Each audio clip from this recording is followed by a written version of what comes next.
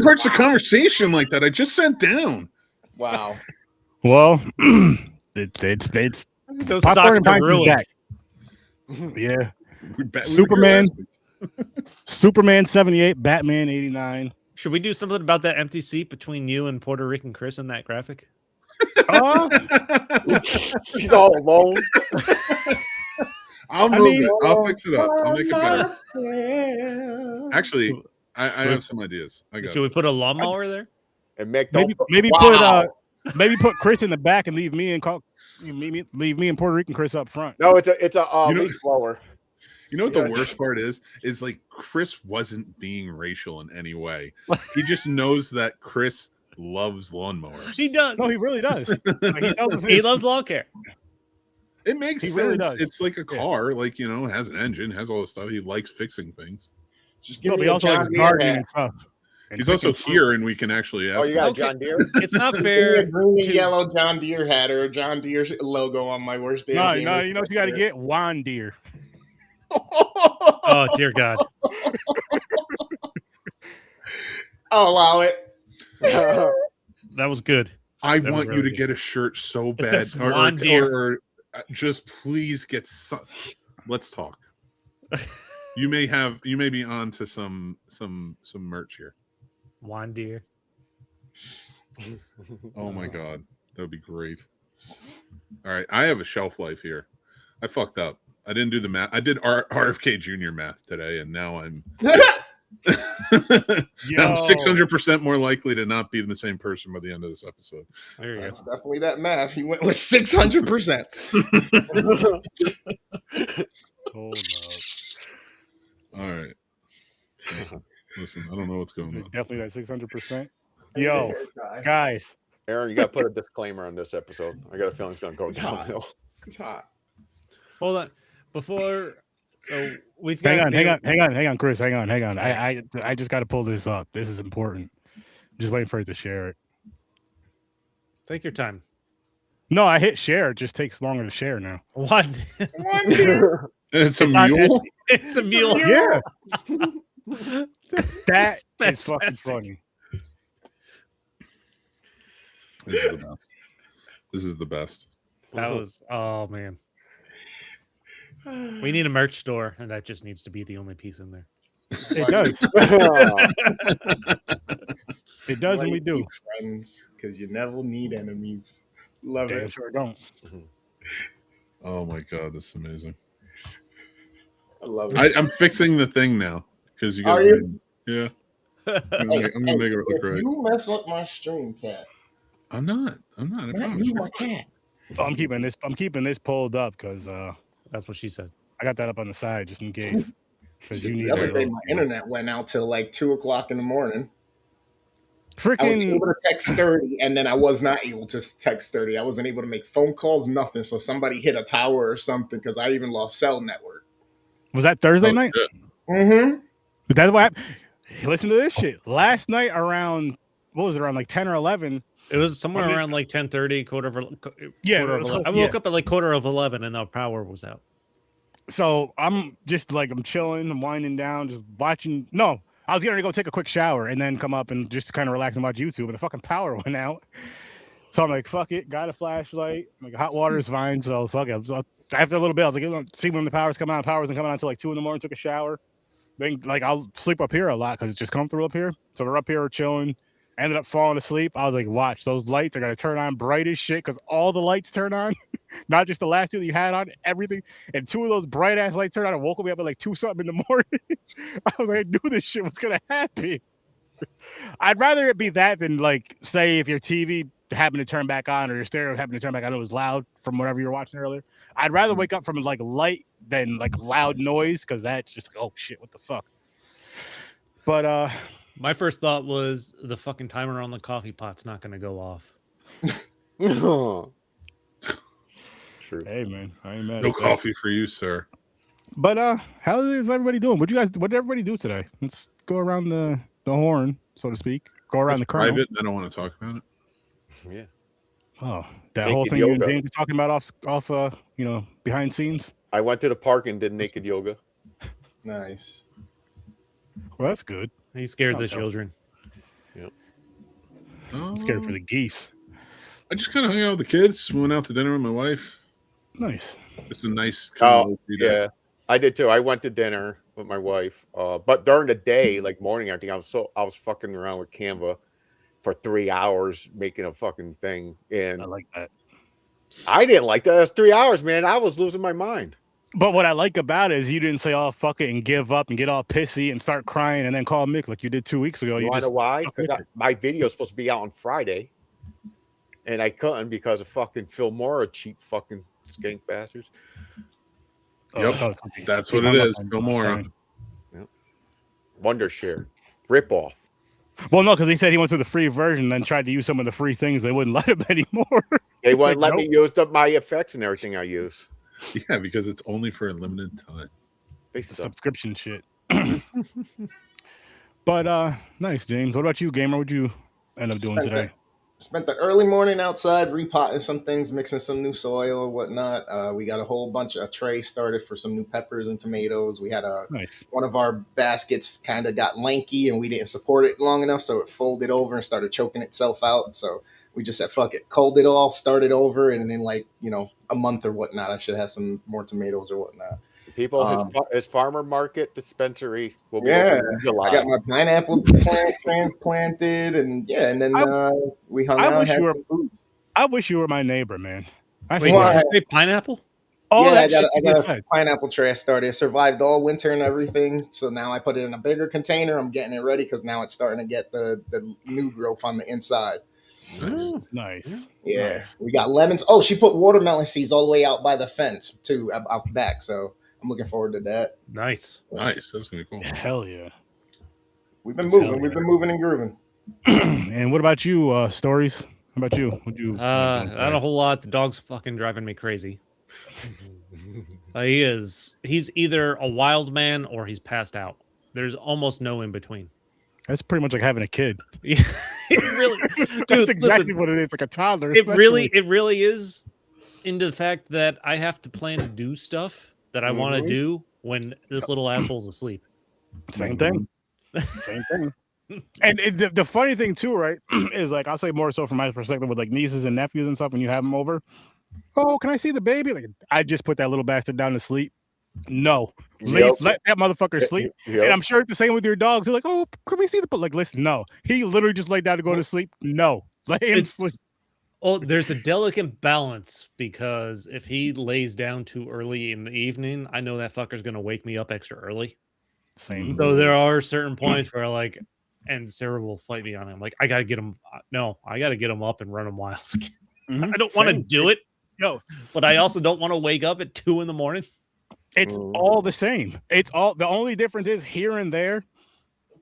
The kids, they will wake up at they'll be up because when I would have my nephews and stuff over, I'll let them. I didn't give a shit. Listen, you want to stay up till 10 o'clock at night playing video games? I don't care. And then they'd sleep till 9 o'clock in the morning. My cousin, how the hell does he? You lucky. How does he sleep till 9? I let him stay up till 10. I let him stay up too, and he gets up at 6 o'clock in the morning. I don't know. He's respectful when he thinks over other people. I'm sure Mick has dealt with that, where you let your kids stay up later when they're younger, just to maybe he'll sleep in, and boom, he's still up at 4 o'clock for no fucking reason. My youngest didn't nap. He one day at 1 year old was just stopped napping, and that was a very hard 6 years of my life, because once they get to 6, they're not really napping as much anymore. They're in school now. It's a little different. That was a tough one. That kid never wanted to with the puppy, he's just over 6 months now. We got him when he was 3, so not long after we got him, I'd get up in the morning, and after a night of sleeping, he'd get up, he'd be excited to go out, eat, and then he would fucking plop back down when I sat down to drink my coffee. No, when I sit down to drink my coffee, that fucker wants to play, and he will bark until I give him something to do. Yep. I'm like, just lay down. Oh, the same. What was I gonna say? So today I did that. Which Stories? I got this from you because I seen you had it on Facebook. The tater tot truck that you were gonna be going to it. So I was like, oh shit, let me check this out. I hit interested, and I sent it to the wife and showed her, and she's like, yeah, we could do it. So we did that today. And we hit up quite a few places. Like there were 17 places total. We hit up maybe at least 12. Damn. At least 12. Nice. But who's the best one? I don't remember all the spots. I know I have the thing in here. I did just- my favorite was from Wolf's Beer Garden. It was Lily them. P's won, apparently. Lily P's won. What did Lily P's have? Who's printing stuff? Lily P's. That might be my fan. Hold on. Oh, okay. Because it sounds like a printer. I didn't really care. My wife liked Lily P's a lot. I didn't really care for it too much. I didn't like the aioli.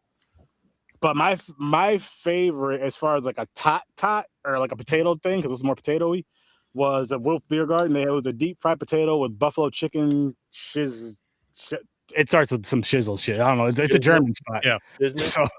So there's that. And Shiznit. then let me see. There was another spot with like a food truck. Potato shiznit. The SUNY Schenectady food truck had a triple potato, some shit. It was purple potatoes, sweet potatoes. Speak into your mic. And bada with some coconut. That shit was good. Oh shit! Yeah, I had to move it over somehow. It was fire. It was fire. It was kind of suck. James, you know what your problem is? You had nasty tater tots.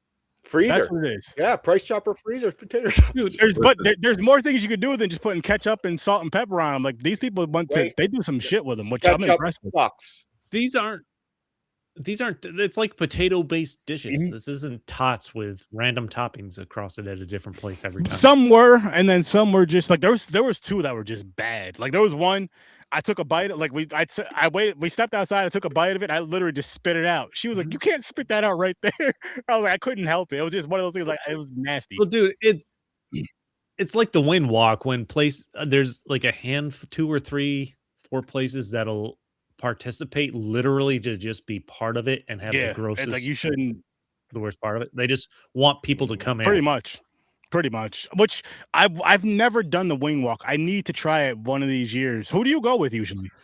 Dude, I usually go with my childhood buddy and his wife and some friends of his. Nice. I got to go one of these years. Dude, it's perfect weather. It's usually like the first or second weekend in October. So it's usually, I don't even know how long we were doing it. There was one time it was raining, and that was bad. But last year, was just awesome. Imagine Sturdy showing up, and everybody's in a white hood.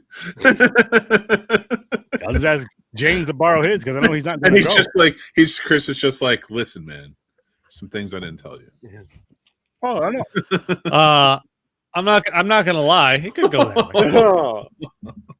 Again, James, can I borrow your white outfit when I go hang out with Chris? Sure. Sturdy's all scared, but it turns out they're a church choir. Listen, you gotta be prepared just in case. Baptist. Did you say Baptist? I thought you said Batman. Oh my god, that's amazing. Oh yeah, speaking of Batman, it's Superman. Superman. I'm down with just talking about tater. Well, that's also good. One thing I wanted to point out. So we're watching Batman on this podcast. Me, Sturdy, and James for the second time. Yeah. I think. Yep. I don't even know how long ago it was we watched it the first years time. Ago. But it produced one of our favorite stories that we still. We gotta save it for next. We gotta save it for next week though, because it was it happened either next week, because it was either Batman Forever or Batman and Robin. I think Batman. No, 2 or 3 weeks. This one's way too good for that. This one's way too good for me. Right. Was it Batman? It wasn't the quality of the movie that affected. All right. Well, wait. Let's table it, and if it happened for one of those movies, let's find it, make a clip, and play it while we're doing it. There you go. That's a good idea. It was one of those. It was either Forever or Batman and Robin, to kind of refer back to. Yeah, those are going to get ripped apart when we get there. Yeah. But tonight we're talking about 2 good movies. Yep. We are. Superman from 78 and Batman from 89. I say let's kick it off with Superman just because that's how we started off anyway. Might as well just go down the whole shebang like that. But we did a lot of talking, so let's dive into early ratings. James, what did you give Superman? Superman is 7. All right. Stories? I'm actually right there with James. I'm going with a 7. Nice. Gamer? You know, I've never really liked this one. I've never really liked these. I don't know, like it's always one of those classics everybody throws back. I was forced to watch it again, just like You're the too young. Batman 66. I'm giving this one 5. Okay. Nick? It's actually funny. It's a little bit different for me. Like I would probably say the movie's worth a 7, but I'm gonna give it an 8 because Christopher Reeve as Superman was just like amazing. I still love him. He deserves a full point for himself. That's fair. That's fair. I gave this one a 7 as well. Yeah, I give this one a 7. Didn't hate it. No, I didn't hate it at all. But I think I was thinking there was more action in it with Superman fighting and all. I know that a lot went on, but I was thinking like there was like more action. I haven't seen it in so long. Like I haven't Superman seen it 2 in and 3.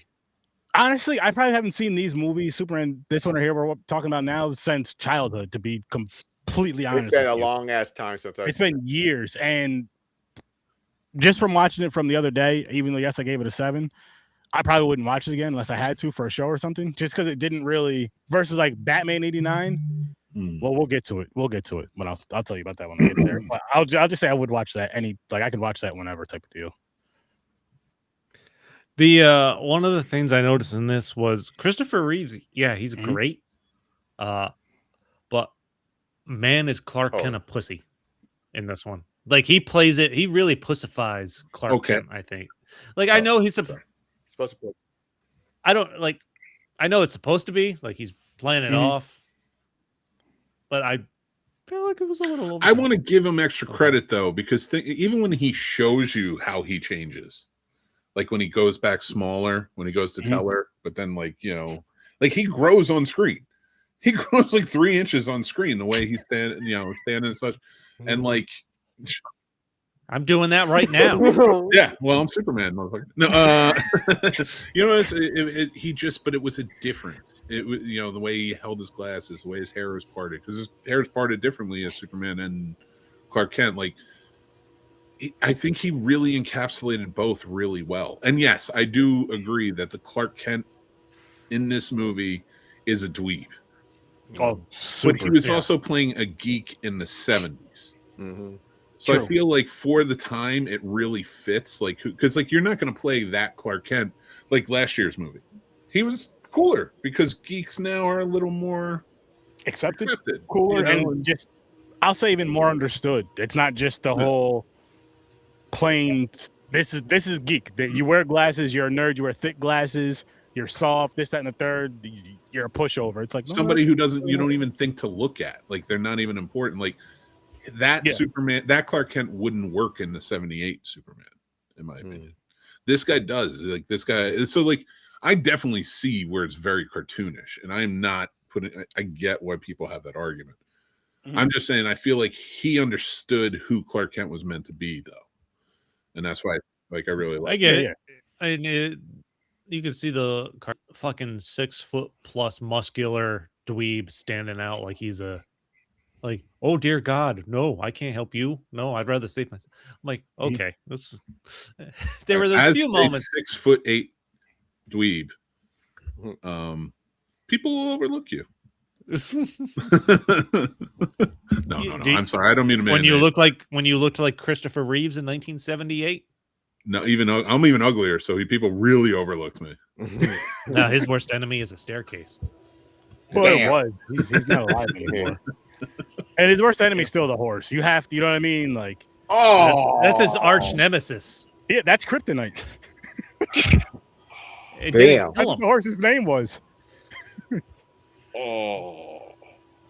Wow. Arch nemesis Reeves. That was inspiration. That was his Lex Luthor in real life. That's true. Well, the horse owner was Lex Luthor, and Kryptonite was the key. Well, can we also that was Doomsday.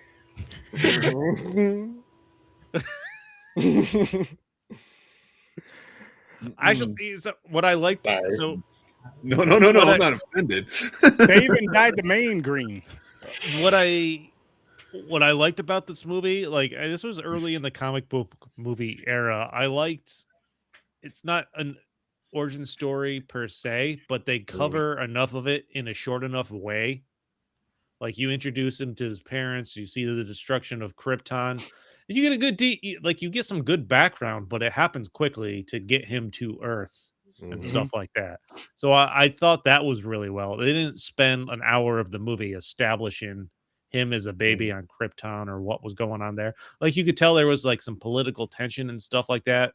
They didn't overdo it. They didn't underdo it. Can I just say something real quick? I didn't want to, just to add on to what you're saying. I wouldn't have been mad though if they did like the whole backstory of Superman here from Krypton on, like with his, even if they did like more of his parents stuff. And then, or maybe if they had another movie for it, or whatever. But say they did more of his parents stuff on Krypton, then up till like he's born and gets sent to Earth. If that was longer, that wouldn't have bothered me at all. Because I do enjoy that kind of stuff, like that kind of thing, especially if I don't really like. I know it somewhat, but I don't know it. No, like I know Batman's backstory with his parents being killed and all that, like right in front of all that shit. I wouldn't mind seeing a movie that does that, and hopefully down the road we get a Superman that kind of does that a little more than this one did. There is I forgot his father dies in this. There is a Superman TV show called Krypton, which follows Clark Kent or Kal-El's grandfather. On Krypton. Being a father to Jor-El and such. So it wasn't bad. It was like a sci-fi show, but it was like done up like one of the CW shows. I was just going to say that'd be pretty interesting because I haven't seen that, and now that you say that, I feel like I vaguely remember that being. I never heard of it. Me neither. But like, what about because they redo the Superman movies all the time, of course. What about, delving deeper film wise into? Well, they kind of did with the Russell Crowe version. Now, one of the points I was going to make for this movie, and excuse me, before my time runs out, as we all know, is coming. But I wanted to mix dying. I wanted to put, maybe by the end of the episode, I wanted to put forth by the Marlon Brando reasoning for why it's so short. Now, they started shooting Superman 1 and 2 back to back. Richard Donner was fired off of 2. And I forget what his name, Lewis something, he finished it out. And that's why you had the giant S and the other bullshit. That's why the Donner cut, personally, I would say we should watch the Donner cut for next week. Because it like cuts it to a more of a tone that he wanted to do when he was planning this out. But that's why we see Zod and everyone else and Crom and everybody else at the beginning of this on trial. It was because that was setting up too, because there was this big plan already. And what happens when he reverses Earth, he winds up breaking the Phantom Zone, and that's how they get free, and that's why 2 opens up that way. But to go back to the controversy of Marlon Brando, first of all, everyone was really tired of Marlon Brando on this.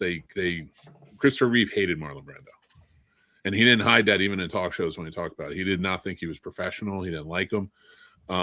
He did not know his lines. He kept trying to change things. He wanted at some point to have Jor-El just speak through things, like a briefcase and stuff like that, so he could have less screen time. He was getting paid the highest amount of money at the time, or like $1 million. It was like $300 million, and plus like 11% of the profits of the movie. He wound up making like $19 million off of this movie. Okay. And he was only in it the amount that you saw. Yeah, and they couldn't even. He wouldn't even come back for the sequel. That's bullshit. So like he was never prepared. That's why like it is so short when it comes to him. Is because literally they had to patch things together because he was just terrible. Well, fuck him. Because honestly, he's a rapist, so I don't mind. We can say even more so, but just because of I feel like it would have made it a better movie. I feel like it would have made it a better movie, especially for people like myself. Again, that doesn't really know Superman's backstory. Too well, and it's just a good way to kick it off. Like I know we watched the one from the 50s, but like we watched the one Batman from the 60s, but how the stories change up, whatever, and like, you get these ones. Like you get with this one, Batman 89, they don't do it, but they do it somewhat, and you already know his backstory anyway. But they still do something about it with it in this movie. In that movie, this movie they don't really do it too much or too well because they didn't do it like in the Batman movie. I'll say really quick just to compare it. They didn't do it as far as like a big long thing of it, but they did enough of it to where you got enough of what you needed. I wouldn't have been mad if they did more on that, but I feel like with the Superman one, but understanding from what you just said, I get why they probably couldn't even do it. But I would have been like, you know what? Fuck you. Let's get somebody else. Yeah. I mean, this is a movie that has like 3 or 4 Oscar either nominated or winners. Marlon Brando, Ned Beatty, Gene Hackman. I mean, these are no slouches. Glenn Ford plays his father, or plays Jonathan Kent, who, you know, for anyone who's like a classic film buff, like he was a big star in classic Hollywood. Like there's like this movie was a major production, especially to plan for the sequel as well. Like they didn't really do that at that time. Yeah. One thing to add to it too, I put up in my notes. Sorry, it was very innovative. This was the flying sequences and the wire work and such, and it was very cool how they did it. What they did was rather than use a blue screen or a rear projection where they would show the city line behind them, they had this. I think it was called the Zoptic system, and it, just when they created it for this movie, it was a reflective piece behind him, right, and the camera had a projector on it, and what it would do is it would project on a screen behind the camera, which would go onto the reflective screen. So when you zoomed in on a character when they're flying, the screen zoomed in, so it felt like you were coming in and out. The wire work, they made bodysuits that made it look like, so because back in the day, the way they'd hook up, the harnesses always looked bulky, it was looked weird, but they made bodysuits to hook everything up to so they could move a little more like they were actually flying. Well, he was flying and such, and they did it for the sequel. But a very cool thing is they used piano wire this time around, and they put it on a motor where it would shake the wire at a certain, and because of the 24 frames per second, you couldn't see it. It would make the wire invisible. Oh shit! Interesting. So like there was some very huge innovative work going on in the technical side of this movie that really, like, that's why it does look like he's flying, and I got to give them credit for what he does. That's genius. But you want to know what's not genius in this movie? I'm going to get it out of the way. Can't wait. I might be doing our whatever the fuck it is, Kennedy Jr. math here. So when Luther shoots the missiles, one going to Jersey City. No, it's Hackensack. Hackensack. I changed it to Jersey City. But then the other one's going to the fucking California. West Coast. So when Lois dies, he goes back in time with the Earth, right? He basically rewinds her dying and getting crushed. But everything else still happened. So if do the math here. If he just don't need to do the math on that. Right. If he just got to her saving the one rocket. Yeah. And if he rewound time, wouldn't that fucking.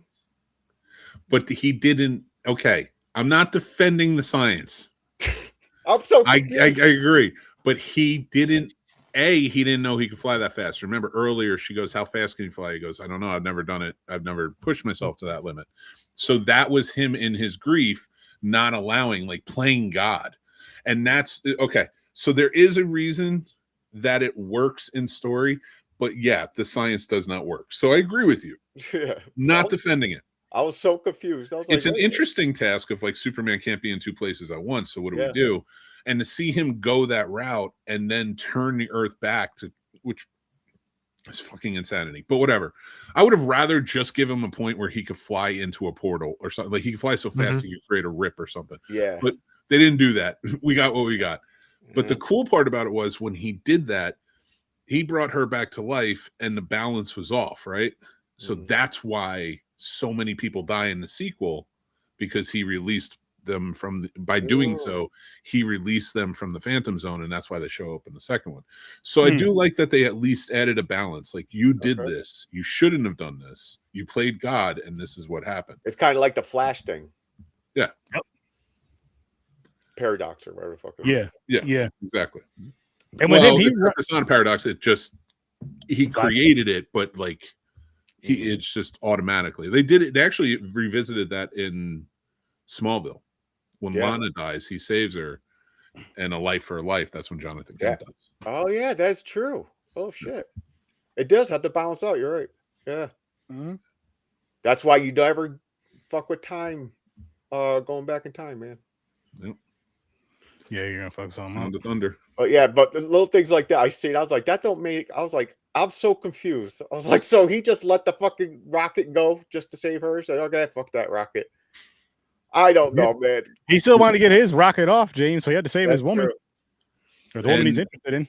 Mrs. Tessmacher, the one whose mother's from Hackensack, Valerie Perrine, rest in peace. She just passed away like a month or so ago. Oh shit. She was also the star of Can't Stop the Music, the Village People movie.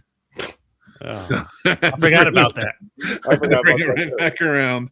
But yeah, this is like her most famous role. Awesome. By the way, who was that? Who was the woman in the movie? I can't remember her name in the movie. Who forced her lips on Superman? I mean, the ones on her face.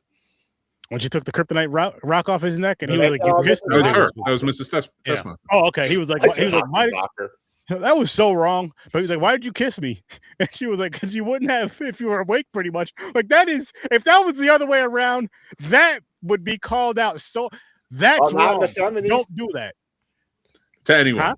Oh, okay. What about when Lex Luthor and his two cronies staged the car crash and the girl's laying on the street and the police come up and the one guy's like, "We need to do what do we do? A vigorous chest massage." Yeah.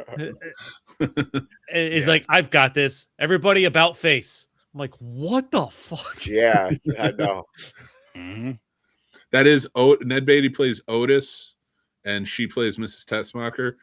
As we go through, I will point out because they show up in other movies played by different actors. That it's not very prevalent, but they are mainstays. Okay, similar to the Bond when we went through Bond with Money Penny and all them. Oh yeah, nice. I did enjoy Lex Luthor and Otis and their interactions throughout this movie. It seems like they understood the assignment. Yeah. Mm-hmm. We're going to be mustache twirling villains, and that's what this is. It's good. He's like, what? Pretty much. I don't remember how he phrased it, Lex Luthor or Gene Hackman. He's like, what does the number 200 have in common with both of us? That's my IQ and your weight. Or something like that. It's kind of fucked up. Back in the 70s, 200 pounds, they thought it was like really when he attacks him in the ambulance as they're driving away because he fucked up the missile coordinates. I'm like, that cracked me up. And then the next thing you know, they're driving a fucking semi, like literally 5 seconds later, trying to correct that. I'm like, okay, this is absurd. It's kind of like the Pinky in the Brain in Animaniacs. A little bit. Yeah. Actually, when this movie was being put together, it was being put together as sort of a Batman 66, sort of a campy Superman. And do you know who? And I understand if you don't because it doesn't get talked about a lot. But do you know who is up for the role of Superman Clark Kent before? James Caan. Oh, James Caan. Really? Yeah. Could you imagine it? And wait until we get to Batman. I tell you who is up for the role for that beforehand. James Gunn. Wow. No, Caan. Oh, James Caan. James Gunn. I thought you said.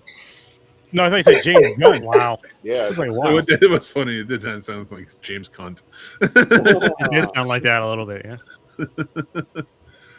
Yeah, no. So it was going to be. This isn't a British show, or Sturdy. No, I didn't say cunt. I said gun. I thought you said James Gunn.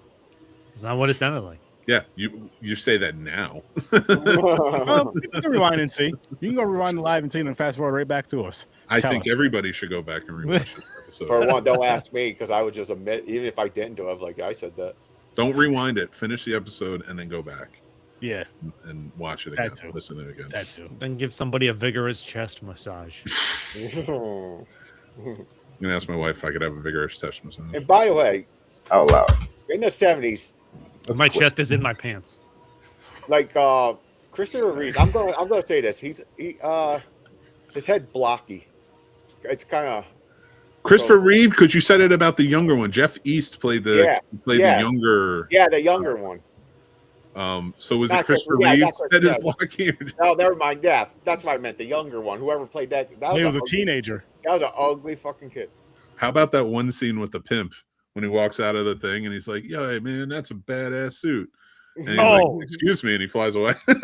Yeah. How about when the little girl gets beat Yeah.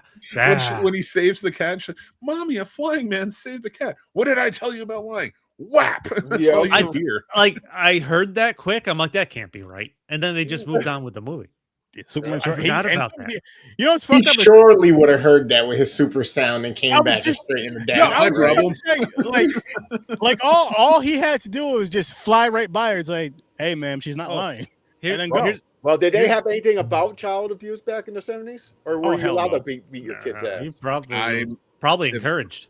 Yeah. If I'm proof, they wanted to do it. Okay. Speaking from experience of being a child in the early 90s, they didn't care then either. Like, do it. Question. So Superman is flying Lois around. By the way, I enjoyed the scene where she's like, she wanted his D so bad. When he went to go visit her. He's like, what color's my underwear? It's like, he told her though. Dude, that was a what's it called? A metaphor for her. Sex? No, for her horny for Superman. The dam broke, flooded. And he was using that X-ray vision when he could. Yeah, he did. Yeah, that's another thing. It's like pink.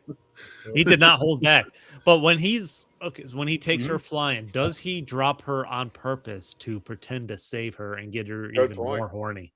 Listen, first of all, I think that we need to move away from this line of questioning because probably like the science at the end, that whole holding her hand and she's that's what I'm saying. I was about to bring that up. She would have been down. The gravity should have I'm putting that aside, but he lets go and she falls. Does he do that on purpose because he knows he can? I think he does to be like white savior.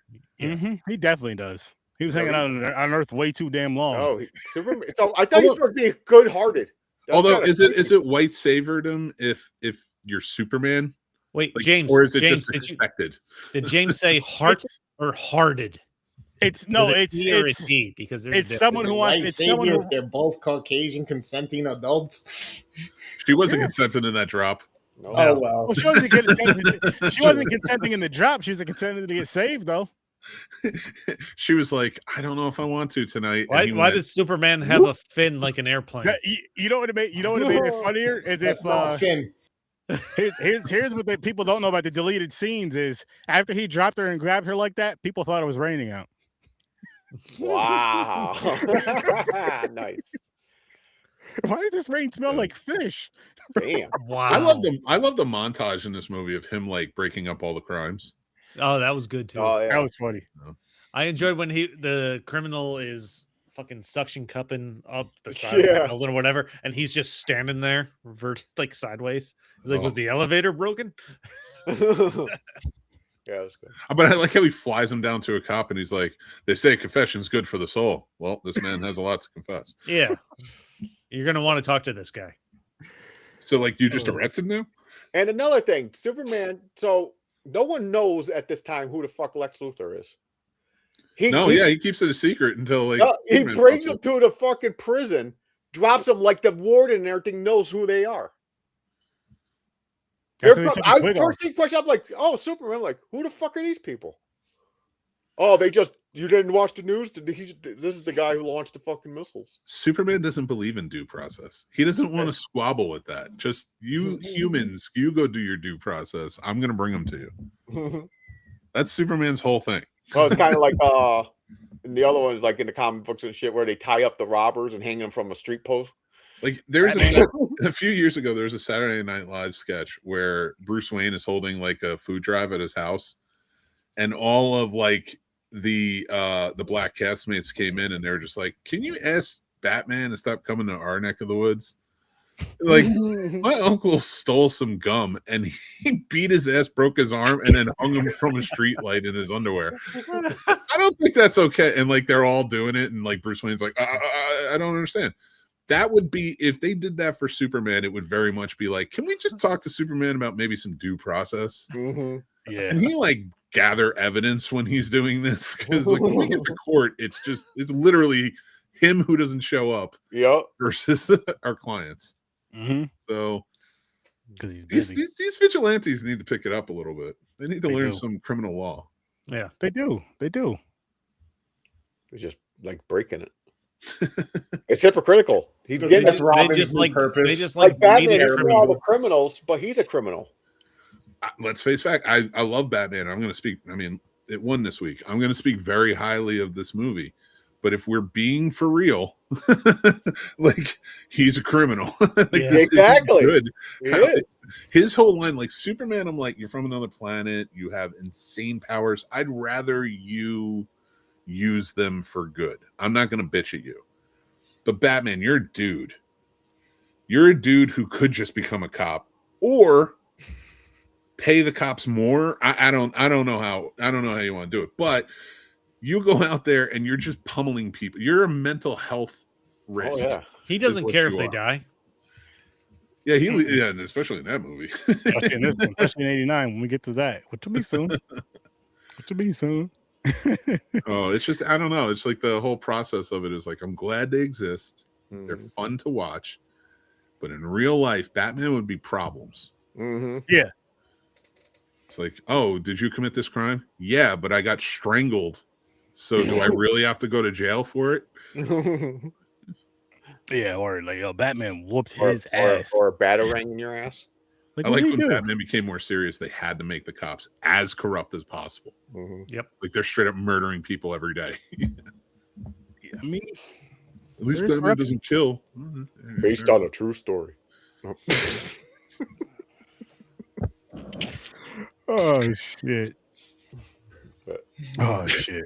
Superman and Lois flying like this, holding hands and shit. Dude. I was like, my wife was sitting there, and I was like, I'm watching it. I look at her. I go, "How is she flying now?" She goes, "She's not. She was like, because it didn't click real quick." She was like, "No, he's holding her up." I was like, "No.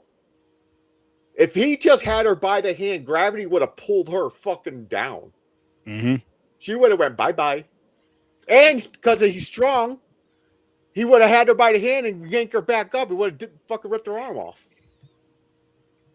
Yeah, like I said, the science in this isn't perfect. I love it because who made fun of it? Was it Robot Chicken or something? Where someone fell off the roof, and when Superman catches it, what really happens? Just fucking turned to goo. Just blew apart in his hand. That was probably Robot Chicken. Oh, I love Robot Chicken for that stuff right there. For that stuff, I know Big Bang Theory also talked about like the science of like if Lois is falling, he would have to decelerate. That's right, yeah. Level, or she would like be three. He would stick his arms out and she would be like three pieces. Yep. I listen.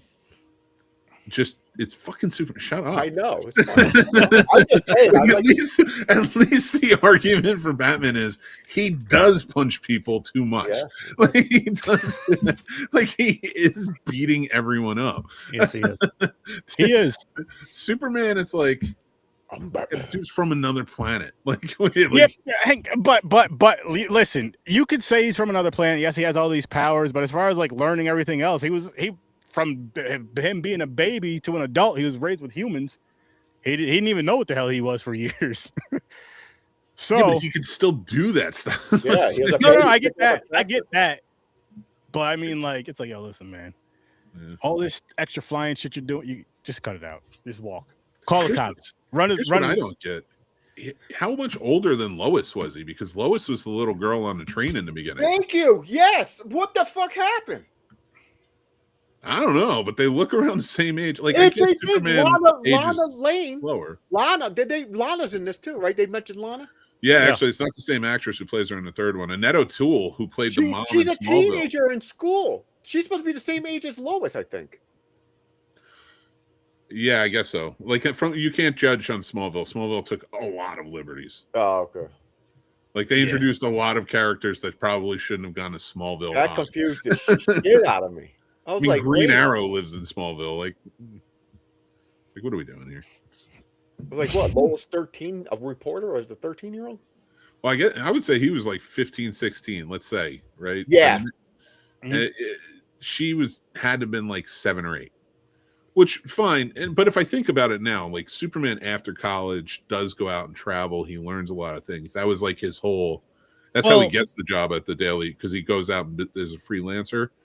And also he like learns how to use his powers better and things like that. He takes that time like Batman did for that 7 years.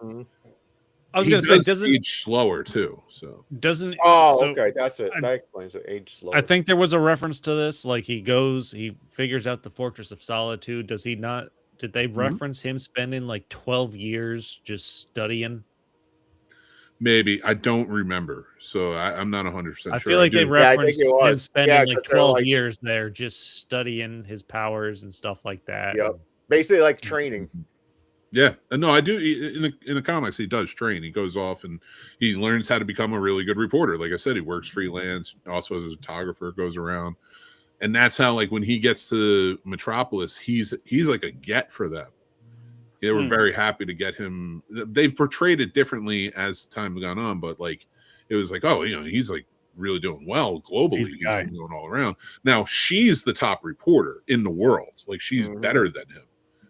But he was somebody, and they wanted to team him up with her because he was so well versed traveling the world, and so was she. She understood, and was just a great reporter. But it is kind of funny that like her Pulitzer Prize that she wins, because that's what Lois becomes famous for, is their first night together, which was that dinner. I was like, you didn't do anything in this movie to get a Pulitzer Prize. Like you kind of learned some things. It's like this was not a Pulitzer Prize winning article. He knows what color your underwear is. Pink. I bet that wasn't reported. It wasn't. That probably wasn't in the article. No. Superman's like he's peeking at her undies, getting That's kissed while he's knocked out. Like letting her know she doesn't have lung cancer yet. Yeah, he's a complicated guy. He's a complicated guy. I still think this is the best looking suit Okay. on the big screen. Out of all of them, I think there's been some great ones, but I think the mix of Christopher Reeve and the amount of work he put in to look like Superman, working out, lifting weights, everything. Like he lifted with like Arnold. Arnold was teaching him and such and he's like 6'4". He got jacked out for this. But that and the suit, the colors, the way it works, like I know it's a product of its time. Like that suit probably wouldn't work today.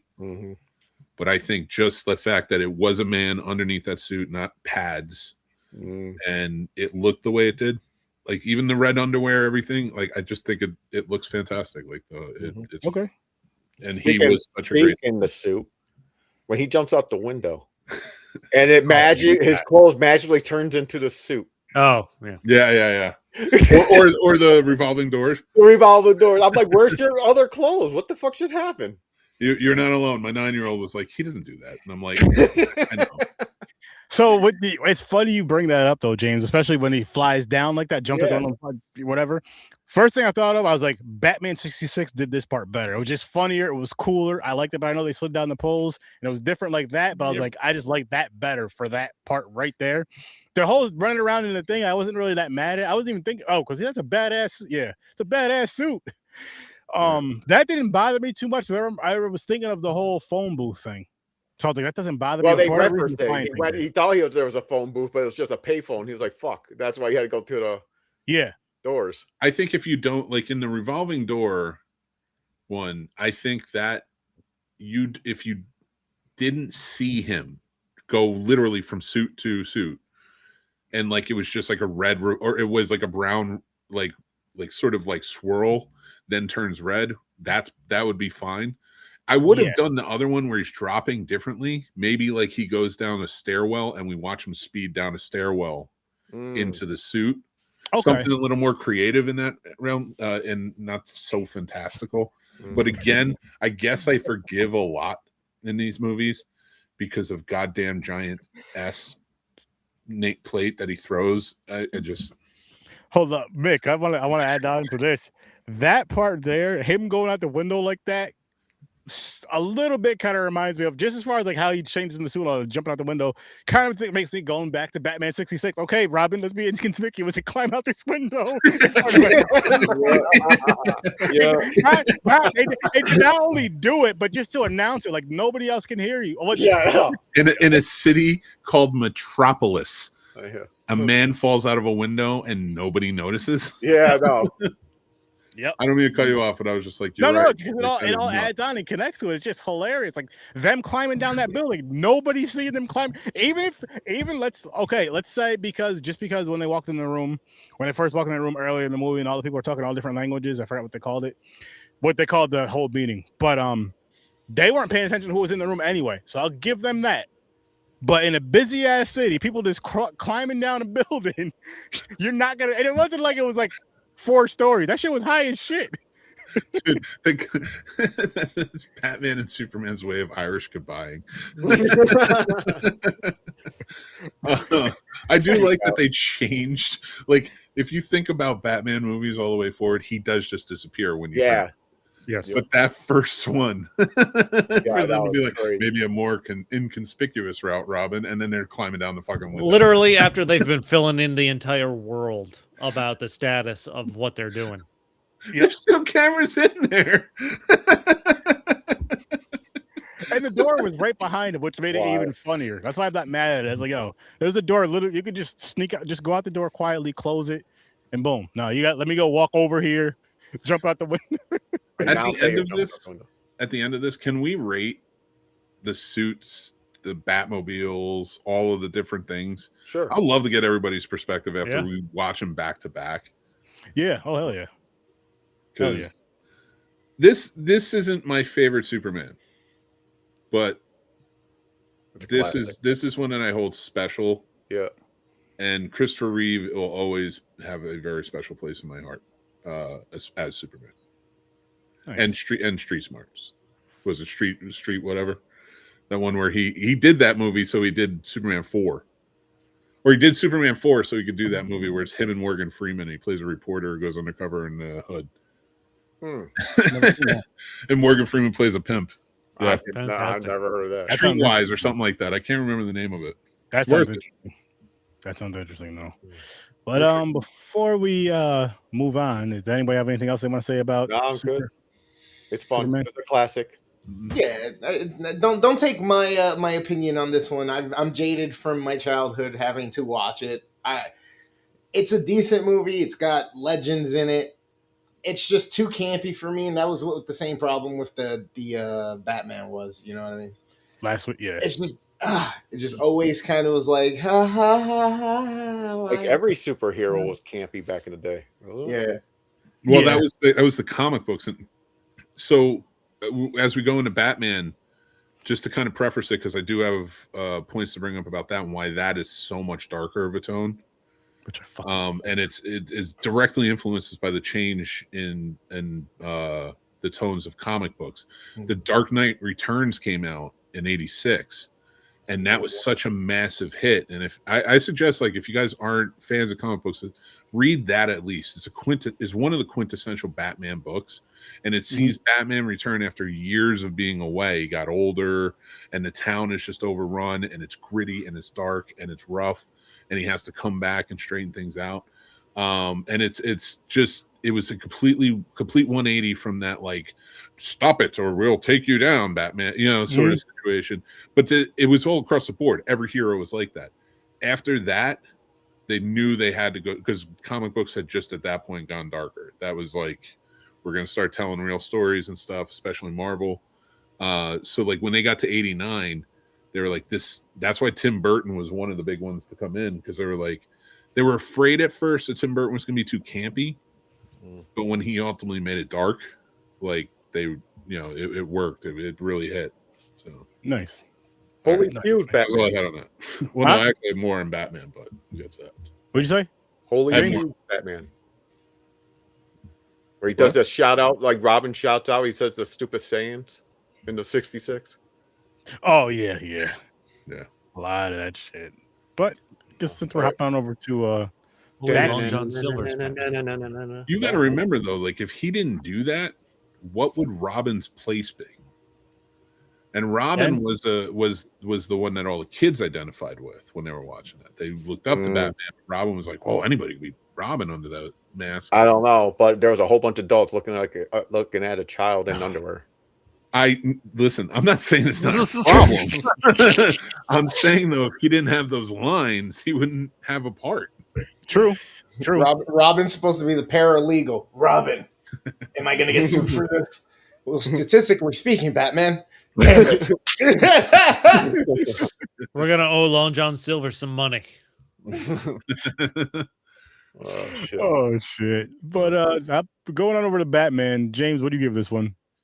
Listen, this has a special place, like Mick says, one of his quotes was a special place in my heart. I love this movie. I watched it so many times. It's a 10.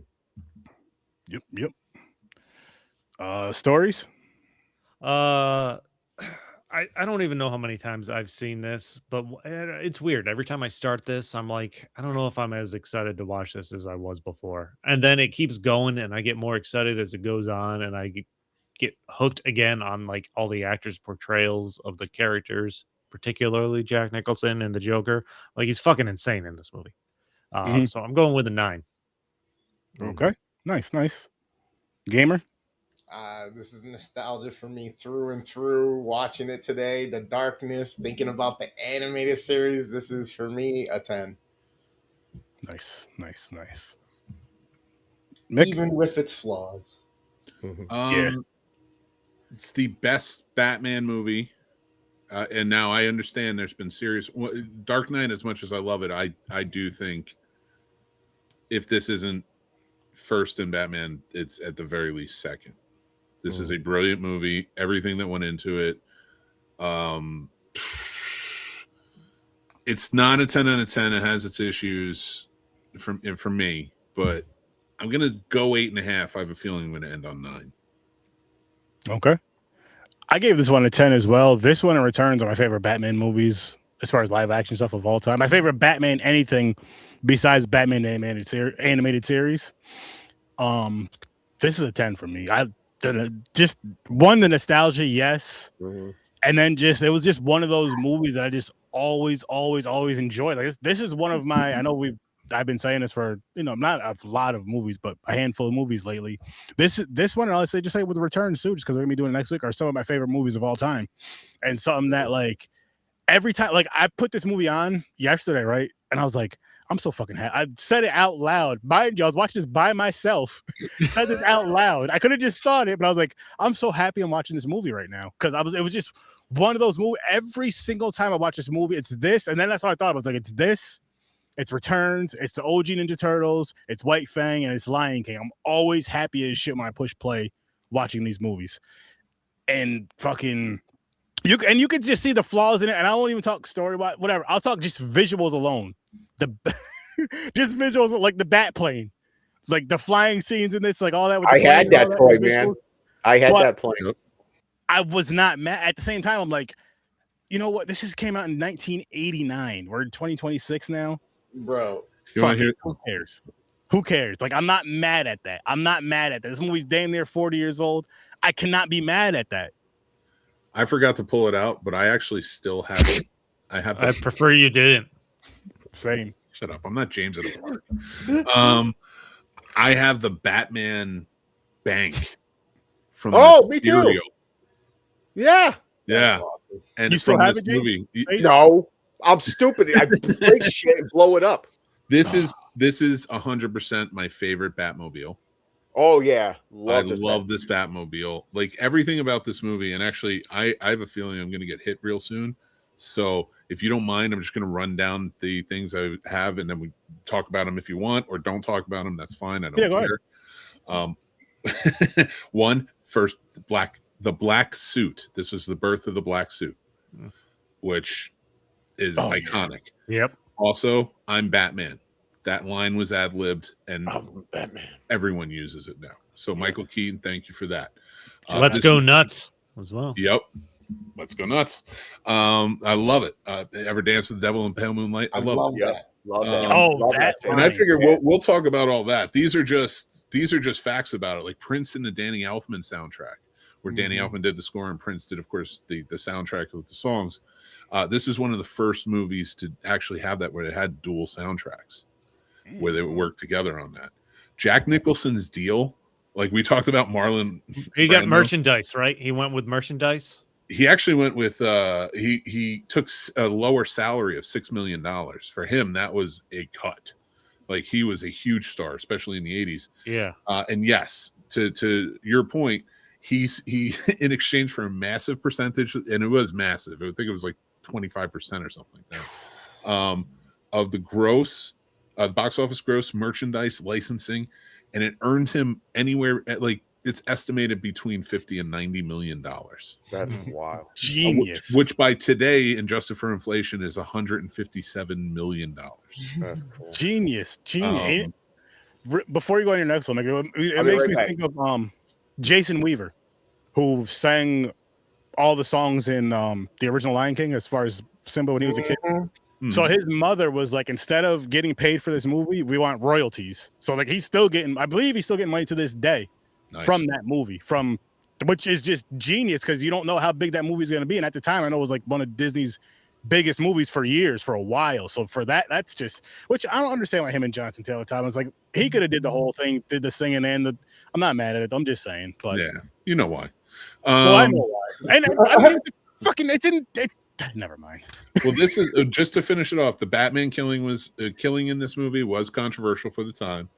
Originally, Sean Young was supposed to be Vicky Vale. She broke her arm beforehand, and she went sort of crazy afterwards because she tried to get into Catwoman after that. Robin Williams was originally offered the role of Joker.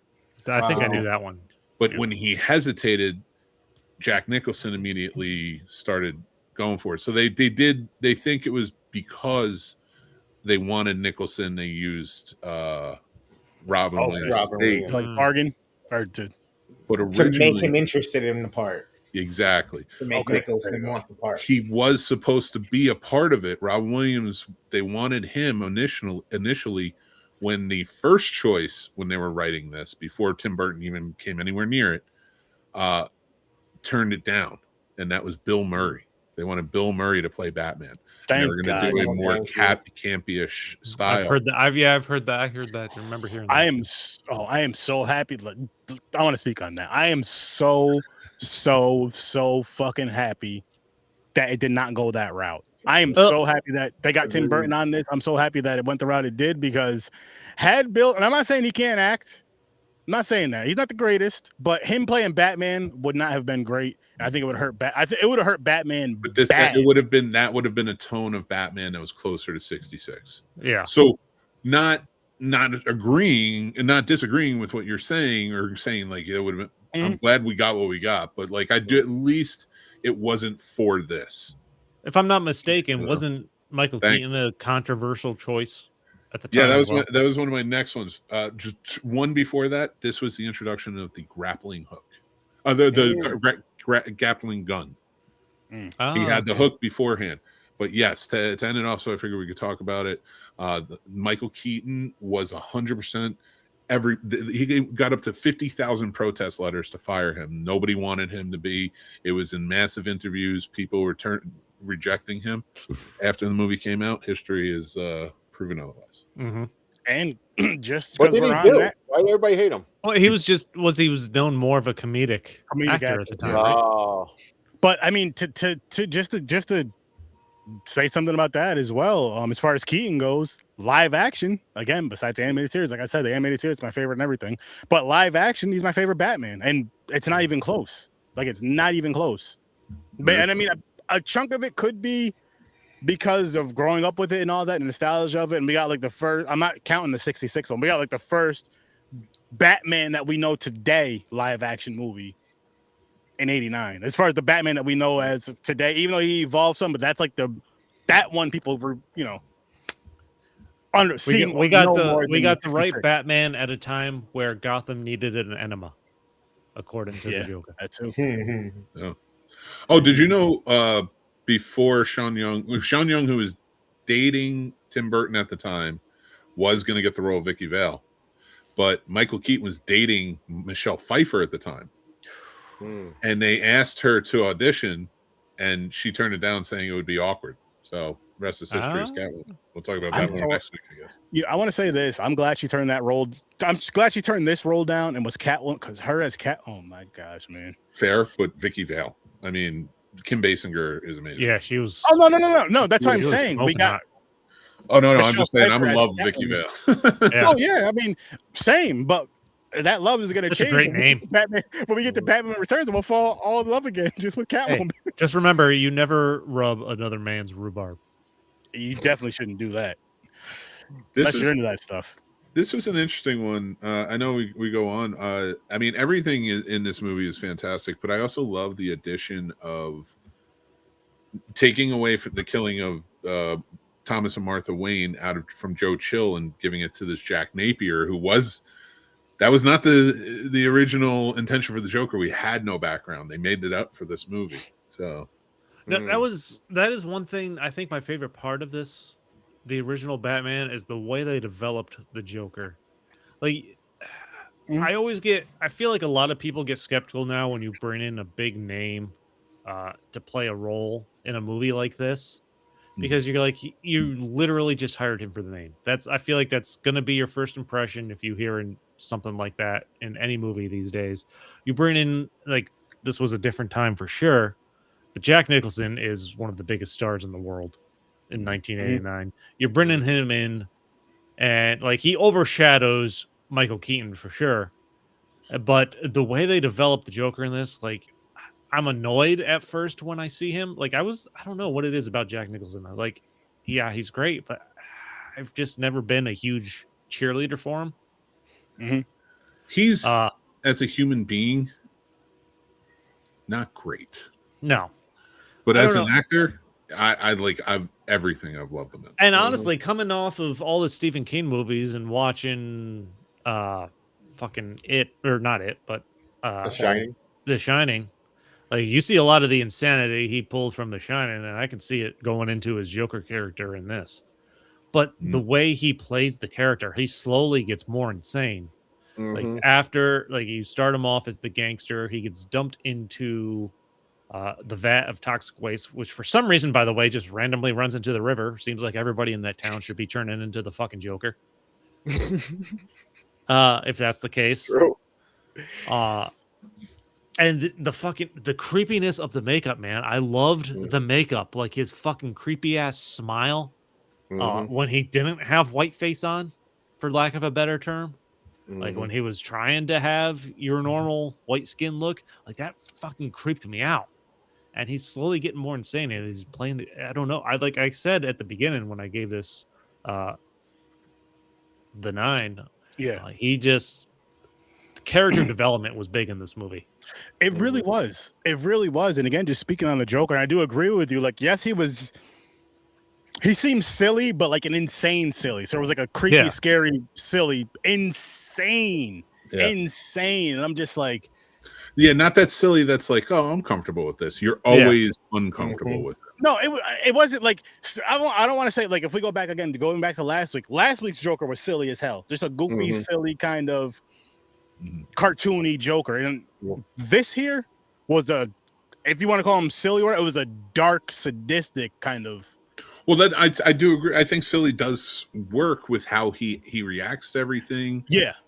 But the sadistic side works. Like you saying, like Cesar Romero and Batman 66. I would never feel in danger with that guy. No. How many people did they kidnap and they basically left? I'm like, who the hell is this fool? Like, this guy I felt in danger with. Like, there was as ridiculous. It was the perfect blend of ridiculous and seriousness when they take over the museum and he sits down to dinner with Kim Basinger, Vicky Vale. I'm like, he's leaving the gas mask they ever heard to put on and stuff like that. And the parade. And when Batman comes in, one of my favorite points or scenes with him and interacting with like his henchmen, when Batman comes in, takes the balloons with his Batwing, he's like, why didn't you tell me he had that? Like, he's annoyed. And then when he shoots Bob, like his sidekick, he's like, give me your gun. And then just shoots him. After building him up as his number 1 for the movie, I'm like, that was just fucking hysterical. One of the iconic scenes I love, I remember all the time, is when he's coming with the bat plane and Joker pulls out that long ass giant I was like, yo, that shit is badass. and it worked too with like again the tone of the ridiculously long gun because it's silly, but then it's like a strong, powerful gun. So it's like okay, and like the silly part of him pulling out of his pants and all that, but I'm like, okay, this shit has some power, and he's really trying to end Batman. This isn't like no cartoony shit where you crash and all. No, yes, he did crash and all that, but he was trying to like literally like end him. We're glossing over the idea that he was poisoning the entire city with a parade. Yeah. That's insane. That's silly. Throwing money out to keep him there. And again, listen, I'm gonna throw, what do you say, $20 million or $2 million over the city? He's announcing this. I'm gonna throw $2 million over the city, and like talking shit about that. Throw some shit. What does Batman do for you guys? He doesn't poison you. He doesn't poison you. He might break your ribs and your jaw, but he's not poisoning the whole city. True.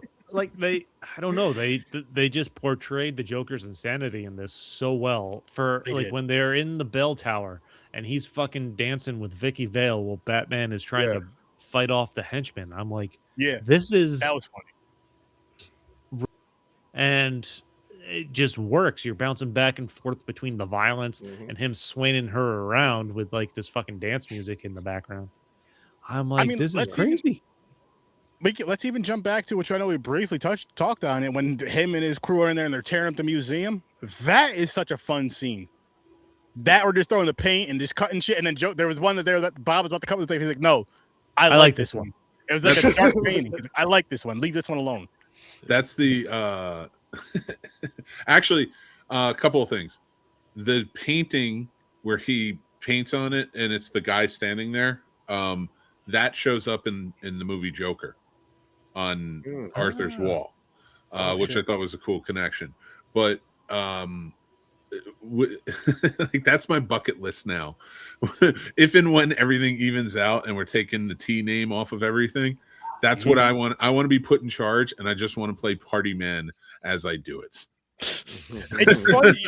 So you know what's funny, Mick? Because I was laughing at that part even more than what I usually do because I know you said me and you know we were talking behind the scenes. Where you said this, you said that, and I just started chuckling to myself like when you were saying it, and then seeing that part in the movie, I'm like, yo, he has a point. This would be fun as shit just to do in general, but for that, playing the same song, just.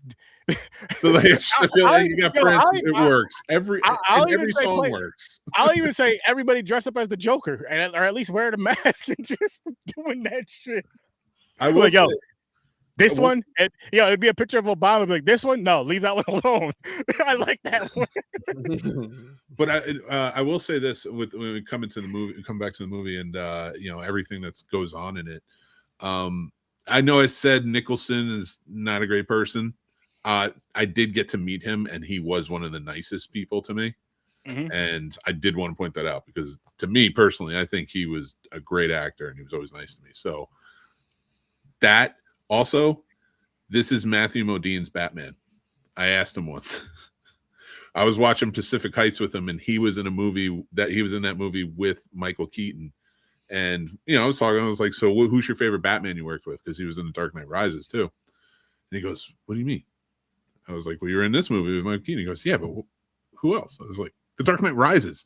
And he was just like, oh, yeah. And so like he told some funny stories from that. And I'll tell that story when we get to that movie. But he did say about Michael Keaton.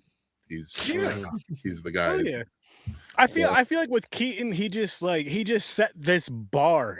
First of all, he came out at the perfect time. But I feel like he just set this bar, especially him being doubted for this one here. And then he just set this bar and this tone with he might not be he's my favorite all around. But he might not be the best Bruce Wayne, but he's definitely the best Batman in my opinion. And like this tone that we just kind of to where even with the night, I'm not saying it's the exact same tone. And again, this is my favorite Batman, Kevin Conroy from the animated series, but the tone of them was very, very similar. It's just the voice, of course it was different with the sound, voice, this, that, and the third, but the tone was very, very similar with that dark kind of tone.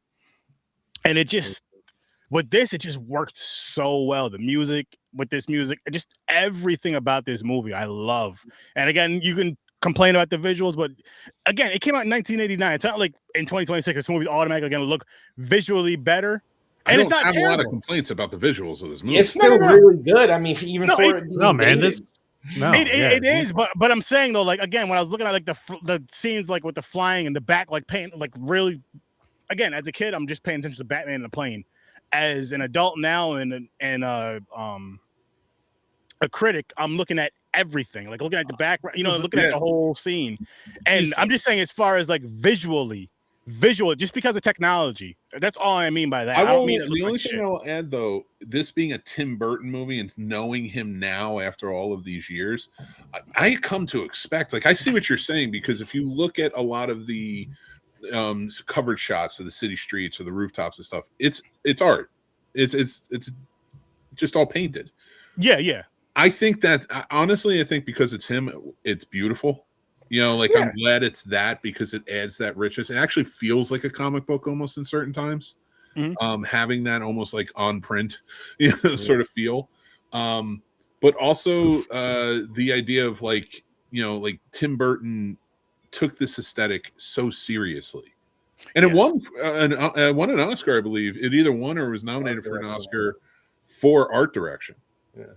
So I think the art direction in this enhances every scene. Like, some things are embellished, but in such a beautiful Batman way. Mm-hmm. Mm-hmm.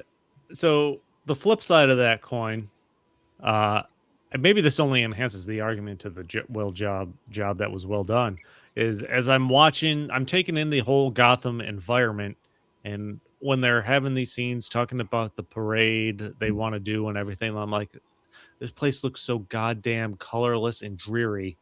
I can't imagine living here. Mm.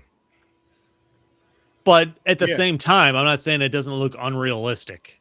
New York City. But I don't need. I honestly, I think this was the biggest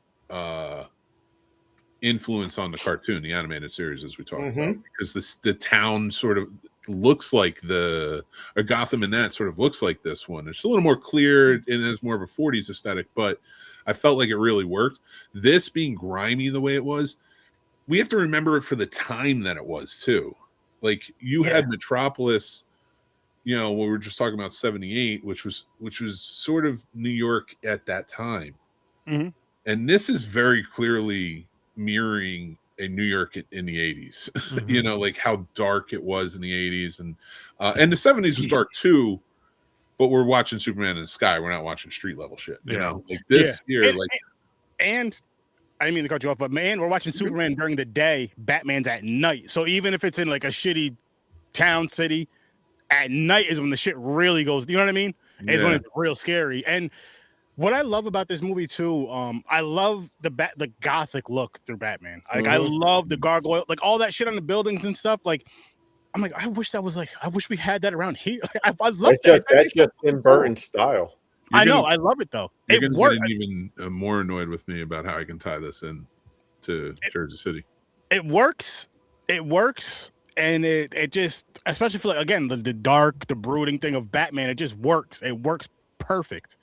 Like, I could see I'll say animated when I say this, crossover of Batman and the Gargoyles and probably not even be mad at it.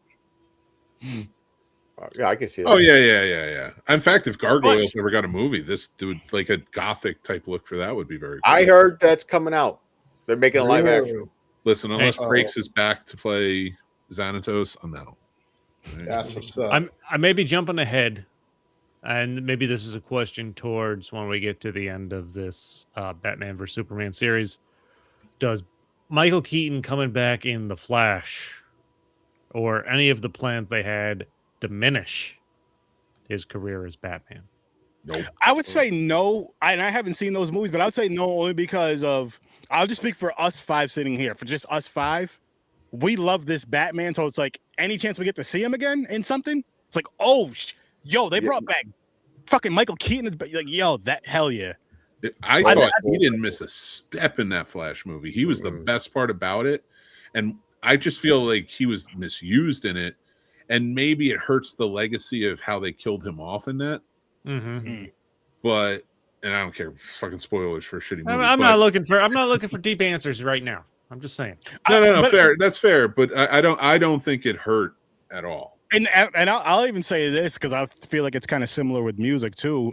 Stories is to when you see something like that and you enjoy it, but then like somebody younger that hasn't grown up on this 89 Batman or maybe never seen it, and they see him like, oh, that's cool, this, that, and the third. Like, listen, he has his own movies too. You can go check out these two movies right here. They're freaking awesome. I just reminded myself of when people thought they Post Malone discovered Ozzy Osbourne because they had him sing on a fucking track. And somebody thought that some chick discovered Missy Elliott like a year or two ago. I'm like, by the way, I like that song, Chris. I'm not saying it was a bad song. I would remember reading fucking like Twitter reactions like, how did Post Malone discover this 80-year-old English guy? And it's like, listen, the thing is, it's like you guys have this thing called YouTube. You could just type in like, oh shit, it's Post Malone featuring. You said whoever you said, Ozzy Osbourne. Let me just type in Ozzy, and boom, there's a shit ton of music. And fucking okay, he came out in this time, this, that, and the third. It's like, oh yeah, same with Batman. Just go back in time and look. Holy shit! You have the internet, peeps. Really back up to Mick real quick. Can I guess how it's connected to Jersey City? Yeah. There's crime. Nope. It's because when Joker released all the gas, the whole city smelled like ass. Just You're like a fucking you. dick. No. In one of these movies, I can't remember. It wasn't this one. It's either in the next one or I think Batman Forever, one of them, where they show a map. Metropolis isn't where New York City is, and Gotham is in Jersey City, and that was widely considered how it was. You know how funny it would be though if this map is what it's Batman Forever, a Batman and Robin. Well, here's the thing. I grew up in Jersey City. Oh, sorry. I always thought Gotham was New York and Metropolis was DC. Well, no, DC has always existed because the White House and everything. They've always had that. True. That's true. But I don't. Where's Star City? I thought Gotham was like in Chicago, like in Illinois. It's changed since then. I'm just talking about in these movies in particular. Like that was where they were on the map.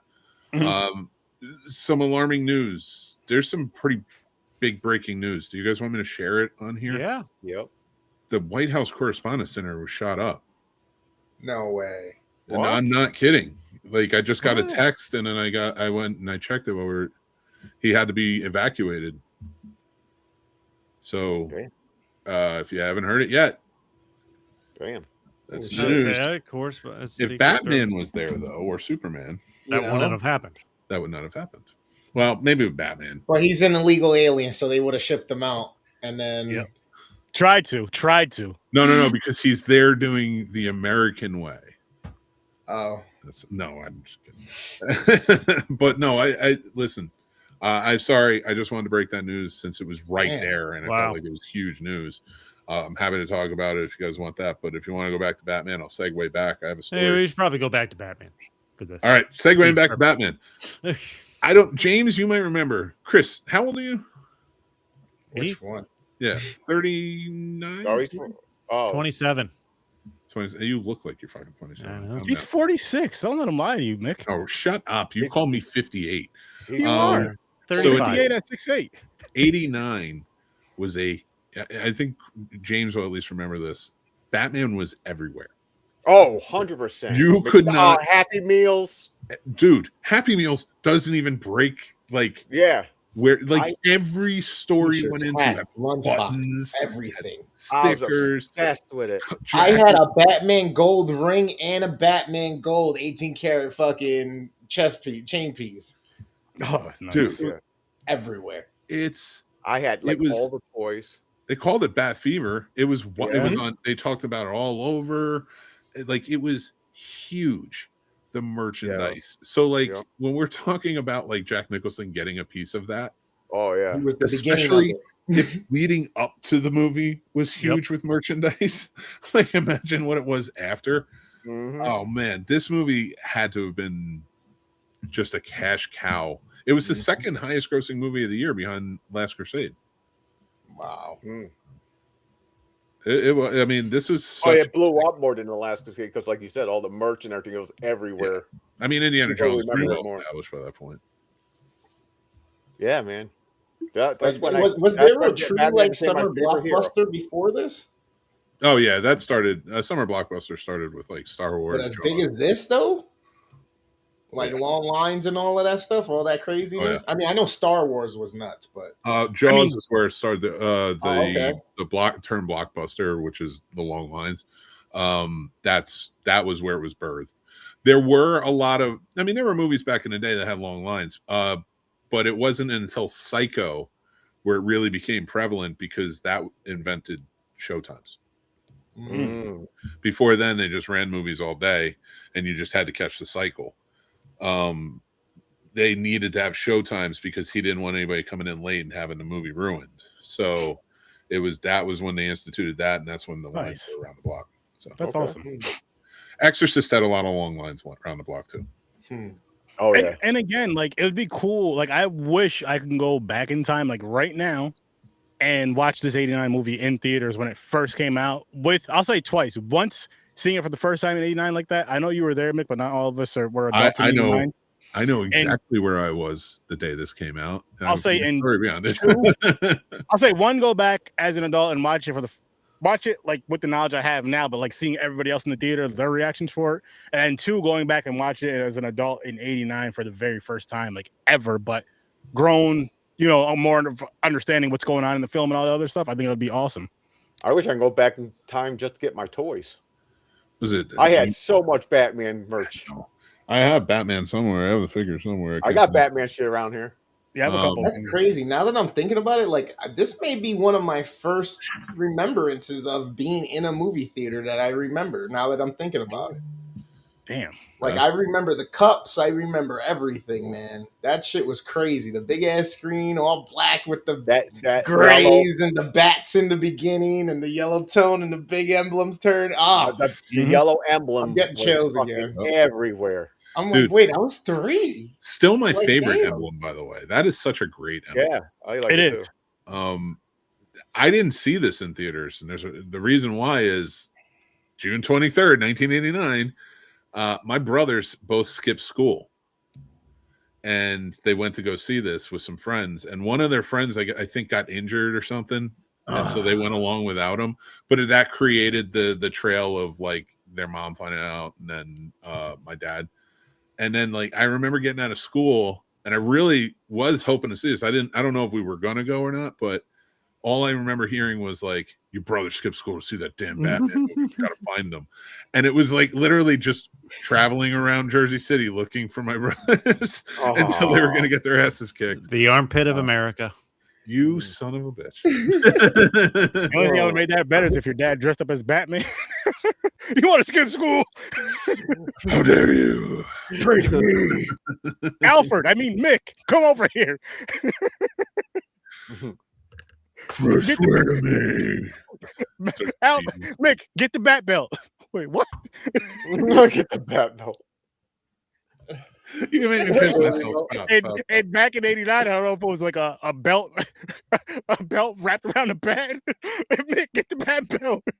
Dude, we got to stop doing this because when this show becomes like 3 hours, like I'm not gonna be able to handle myself. Yeah. I mean, we're having good conversations about these two movies, and we are, but you make me piss myself. Stop. That's fucking funny. That's funny. I mean, the Batman, both of these characters are nostalgic. Yes, Batman is way more nostalgic for me than Superman is, but I've seen Batman so many freaking times more than I've seen Superman. Like again, I haven't seen this Christopher Reeve Superman since I was a child. Yeah. So I think I watched Batman '89 twice today. I think these movies kick off the more modern era for sure of cinematic these superheroes. Like yes, there was the Batman 66 and Superman and the Mole Man, if you want to call that a fucking movie. But like stuff that but in the cinematic era, this is the birth of the franchises for both Superman and Batman for me, for sure. Definitely. I'll say for that, and from my knowledge only, and Mick, you can correct me if I'm wrong, but as far as just superhero films in general, I mean, you can start with the two from last week, but I feel like if these two didn't do as well as they did, as far as I'll just say, even carrying out later years, they may not have been as popular as they are, these two, Superman and Batman specifically, because DC just makes just those movies for the most part. Like there's nobody else. But it's they really, really did something when Superman especially came out in '78 and this Batman came out in '89. Like they really, really did something to I mean, I'll even say Marvel should give credit to them to where people are still like really like, yo, we have to go see these movies. We have to go see these franchise movies, this and the third. And visually, whatever, they get better visually, not necessarily story-wise, but visually, whatever. I'm not even talking about that. But just they really had a huge fucking impact. And I think that's so awesome. Again, and it's starting like around Batman more so. Our era, yes, I was a baby then. I was 4 in 89, but still starting around that era of when we were born or little kids to like now, and you're still like, these movies are still fucking awesome. I'm not saying all of them, but it's like they're still awesome. You'll still go to see them or at least want to watch them when they come out. With these two specifically, I'm not even saying any other hero that comes out, with these two, like for me, Batman specifically, I try to see any Batman movie I can see. Everybody else, I'm not saying I'm not a fan, but I feel like I have to see Batman movies. Yeah, I'm with that. I'm like that with Spider-Man. Yeah, Batman, like me, everything really, because I fucking love this shit. But yeah, but this is Spider-Man's probably one where I don't want to miss one. Exactly, me too on that one. And Spider-Man is one that, which I know there's a couple I have to watch for, some of the newer ones. But Spider-Man's one where I haven't seen a Spider-Man movie I did not like. Yes, there's some I like more than others, but I don't hate any Spider-Man movie. Hey man, There's Brand New Day is coming out within a day or two of my birthday, so that's where I'll be. Nice. That should be the new movies: Odyssey and fucking Brand New Day. Oh no, we're doing the Odyssey with following. Never mind. Yeah, I just thought about something. Fucking Batman, Super Craze, help DC bring back that side, and then Marvel, Blade, the vampire killer. You ain't wrong. Yeah. You ain't wrong.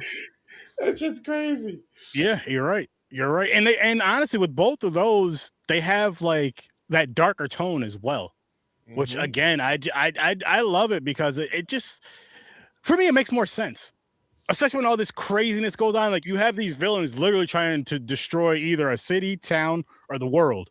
So it's like there's gonna be some wild, dark shit going on. And I like how these movies, Batman specifically, and like you were saying with mentioning Blade, but Batman specifically, because we're talking about that tonight, has that really dark tone. And I do also like how, I guess you could say with Superman and Batman, it's kind of like the yin and the yang, but as far as like the dark and the light of certain things, the way they take care of shit. So that's kind of cool as well. But yeah, I really love this fucking Batman film, man. Batman 89 is just one of those. And by the way, Batman villains are one of the most creative villain characters I've ever seen. They're so, and a lot of them are iconic. Clayface is even getting a movie. Well, you got to chalk that up to James Gunn and his creativity in running this. He doesn't want to focus on just like he did Superman because he knew that's a linchpin character, and then Batman's coming too. But down the line, like he's like, we're not just going to go right back into it. There's another Batman movie coming out with patents, and so I love that like we are getting weird characters in like very niche movies. That's a horror movie. Horror movie. Yeah, I can't wait. We could do a good one with Victor Zsasz fucking being all nuts, or the TikTok man, right? Is that Zsasz? Zsasz, I think, is the one that does the marks. Like okay. Every time he's a serial killer movie. Oh, what about Scarecrow? Scarecrow. We did a really good Scarecrow Batman Begins. Yeah. But I mean more, yeah. But I agree with that, but I still wanted more from that scare. Like I want, like I'm saying, like a scare, like more of like a horror movie, like what they're doing with Clayface. Because just jump to the animated series real quick, and I'll do it again when we see Scarecrow in Batman Begins. But like all the stuff he did in the animated series, where he's giving you like these toxins to where your mind's playing tricks on you, you're seeing your biggest fears. You know how awesome of a horror movie that would make if you have the right people, doing it, the right people putting it together, direct writing and all that shit. That could be dope. Scarecrow fucking beating Batman's ass by his mind. Like it's like the fear and everything. It really fucked him up. Yeah.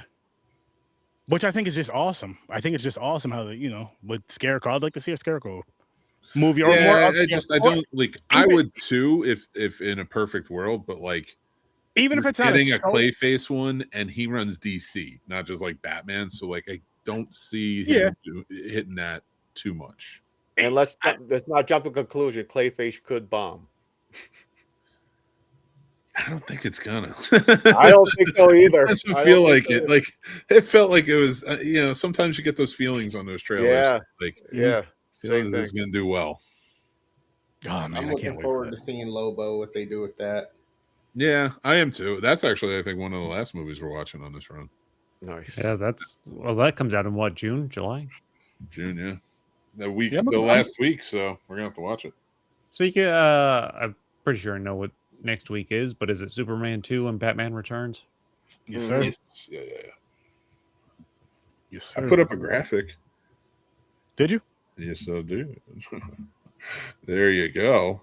I fixed it. Right. There you go. Put the father and son in the. Oh, that's nice. You and your son next to each other. That's his picture of me taking him to the movie. Friends on a I got a tear in my eye for that. He had to sit back there because he doesn't know how to act. You got to talk to him or squeeze his arm. What he doesn't know is that my character is the only one that you could flip very where easily. His hand is. Lucky I don't like popcorn. You can't get me with that trick, Mick. I'm not gonna cut a hole into these awesome popcorn buckets they're making. Are you crazy? Get your dick from somewhere else. Oh shit! All right, Lord. what else we got? Honestly, we could talk about these. I got a feeling all night if we wanted to. I really got. So we got to decide where we got to cut off. I mean, I wouldn't even say when we got to cut off. It's kind of like when the conversation starts to die down. Like we're kind of starting to go down now. So I'm like, we could kind of tie. I did that on purpose. I said something fucked up just to sidetrack us. This guy. I have to pee. That's why I should I go take a break? I gotta pee too. Go pee. Oh god. See, listen, guys. We'll wait. We're almost done. He's making And us I wait got because a we're feeling- white. Are we? This whole thing, we're going to have a lot of crazy conversations. Oh yeah. Good, and like For the bad ones. Like the bad ones, we're going to fucking tear into. You just them, keep I know running it. your mouth. Yeah. Mm-hmm. We are. I can't wait though. Like this one again. I'm so happy I watched this Batman '89 Get movie. some I can't adult wait to watch diapers up Return. in here. You should. Yes. Listen. Have you ever had the podcast with Sturdy and needed to pee? We'll get Adult diapers. I'm wearing them. Send Mick and stories from a bar some adult diapers. We get a For catheter the show. Or they could just be like me. I just said I'll be back. I couldn't hold it no more. I had to fucking go. My God. Oh, yeah, but if we're so close to the end, I just want to I know it's. Oh, if it that's was true. the middle, if it was the middle of the episode, sure. Yeah. Like we're at a point now. Like if I get off, I'm out. I'm leaving. Yeah, I'm done. This counts. I was here for the whole episode. Yep. All right, guys. All right. I guess we could wrap this one up. We can wrap this one up. Which none of us do that in real life, but whatever. Yeah, so people, we'll be back here next week. We raw dogged your internet tonight. Yep. We did. Raw I dog the wrapped it internet. with duct tape to give it some girth. All right. You see? Good night, everybody. I'm trying to wrap Watch up the the sea episode. snobs. I And gotta then- take a piss. Then they just keep going. So again, listen. Make sure you guys check out Fade Theory. Make sure you guys check out Worst Damn Gamer Ever. Make sure you check out At Fate Scene Theory Snobs. Music. Just at put that in Fade there. Theory Music. Go check out the Scene Snobs. They're gonna be live my this bladder Monday. growing.